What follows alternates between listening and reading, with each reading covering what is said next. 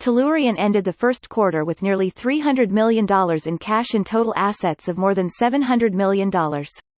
Tellurian generated $26 million in revenues from natural gas sales on an increase of production of approximately 24% as compared to the previous quarter.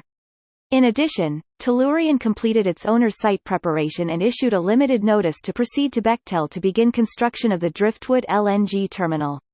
President and CEO Octavio Simo said, "Tellurian-owned natural gas production and sales provide valuable operating cash and a unique advantage to us as a liquefied natural gas (LNG) supplier.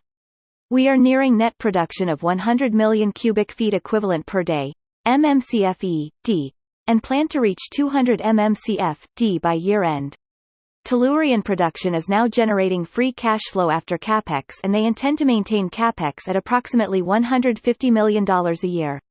With Bechtel now on site beginning construction of Driftwood, they are on schedule to begin LNG production in 2026.